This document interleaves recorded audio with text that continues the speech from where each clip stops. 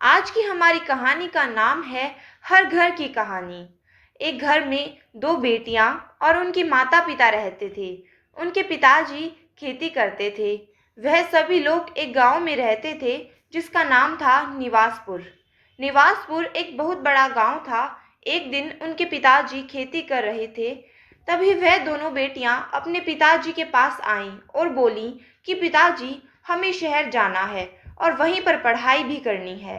गांव में अच्छे स्कूल भी नहीं हैं और सरकारी स्कूल में इतनी अच्छी पढ़ाई नहीं हो सकती। उनके पिताजी उन्हें पढ़ाने के लिए बहुत कुछ कर रहे थे।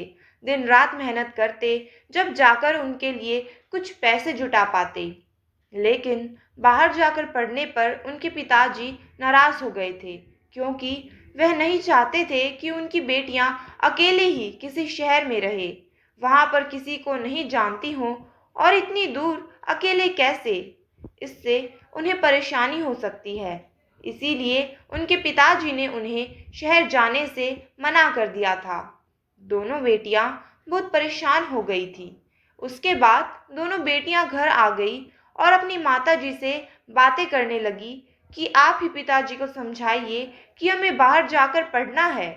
यहाँ पर अच्छे स्कूल नहीं हैं जिससे कि हमारी पढ़ाई हो सके और हमें आगे बढ़ने के लिए शहर ही जाना होगा। उनकी माता ने समझाया कि तुम वहां पर अकेले कैसे रहोगी, किसी को नहीं जानती हो, पता नहीं वहां के लोगों का कैसा व्यवहार होगा। तुम अभी घर से बाहर निकली भी कभी हो? वहां पर रहकर पढ़ाई करने से हो सकता है कि तुम्हें बहुत परेशानियां आएं। इसीलिए तुम्हारे पिताजी शहर जाने से मना कर रहे हैं।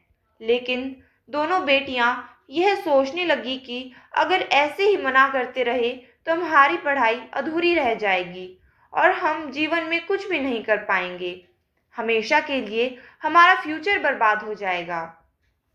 तभी उनके पिताजी शाम को घर आए और कहने लगे कि तुम्हें वहां पर जाने की ज़रूरत नहीं है। अगर तुम चाहो तो यहीं से पढ़ाई भी कर सकती हो। उसके बाद उनके पिताजी खाना खाने लगे और खाना खाते वक्त उनकी माता ने कहा कि एक बार सोच कर देखिए, यहाँ पर अच्छी पढ़ाई नहीं हो सकती, उतनी अच्छी फैसिलिटी नहीं है जितनी बाहर है।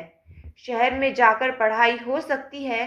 तभी उनके पिताजी कहने लगे कि मैं शहर जाने पर पाबंदी नहीं लगा रहा हूँ, लेकिन वहाँ पर इनकी देखभाल कौन करेगा? इस बात की चिंता मुझे बहुत ज़्यादा है और वहाँ पर अकेले रहने में भी बहुत सारी परेशानियाँ होती हैं। अभी ये बच्चे हैं, इन्हें इतना पता नहीं है। तुम्हें भी इस बात को सोचना चाहिए। शाम को कोई बात नहीं हो पाई थी और उसके बाद सभी लोग सोने चले गए। जब सुबह हुई तो उनके पिताजी को लगा कि उनकी बेटियां सही कह रही हैं, लेकिन वह भी बहुत परेशान थे। उन्हें वह अकेले भेजना नहीं चाहते थे। उन्हें डर था कि उनकी बेटियों के साथ कभी कुछ गलत न हो जाए।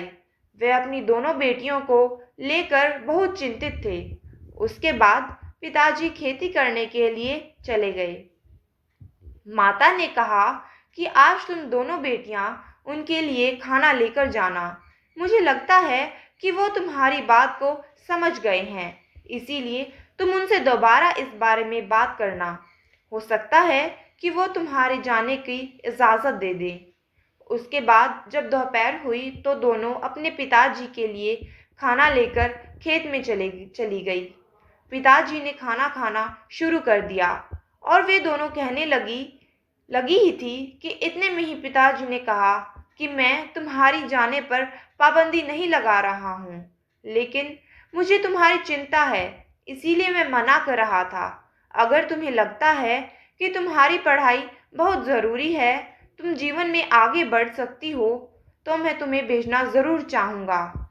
इसके बाद दोनों बेटियां बहुत खुश हो गई थी।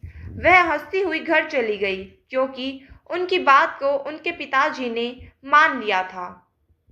जब शाम को पिताजी घर आए तो उन्होंने कहा कि मैं दोनों बेटियों को भेजने के लिए तैयार हूँ, लेकिन मुझे इसके लिए एक समस्या है, जो कि उसका निवारण होना बहुत ही ज़रूरी है।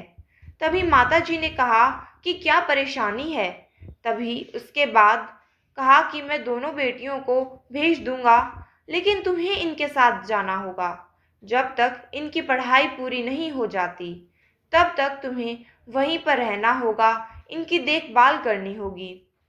तुम भी समझती हो कि वहाँ पर भेजना समस्याएं वाला काम है, और वह शहर है, गांव तो नहीं है। वहाँ किसी को भी कोई भी नहीं जानता। फिर वहाँ पर तुम्हें उनके साथ रहना होगा, वहीं पर ही इनकी देखभाल करनी होगी। जब तक इनकी पढ़ाई पूरी नहीं हो जाती, तुम वहीं पर रहोगी।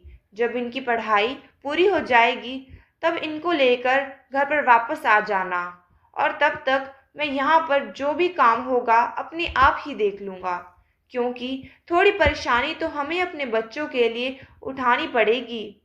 इस तरह दोनों बेटियां और उनकी माता, सभी लोग शहर में रहने लगे, और उसके बाद उनके पिताजी गांव में ही रहे। और कभी कभी उनके पिताजी उनसे मिलने जाया करते थे, और फ़ोन पर उनका हाल चाल भी पूछ लिया करते थे। हमें जीवन में सभी लोग परेशानियों का सामना करना पड़ता है, लेकिन कुछ परेशानियां लेकर हम अगर किसी काम को सही तरह करते हैं, तो हमें जीवन में वह कार्य ज़रूर करना चाहिए। यह कहानी हमें यही बताती है कि हमें अपने बच्चों के लिए बहुत कुछ करना चाहिए।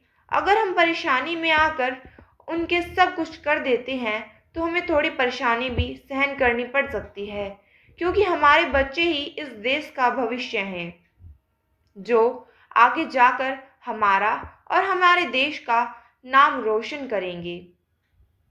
आपको हमारी यह कहानी कैसी लगी, हमें कमेंट करके ज़रूर बताएं, और हमारे चैनल को सब्सक्राइब करें। धन्यवाद।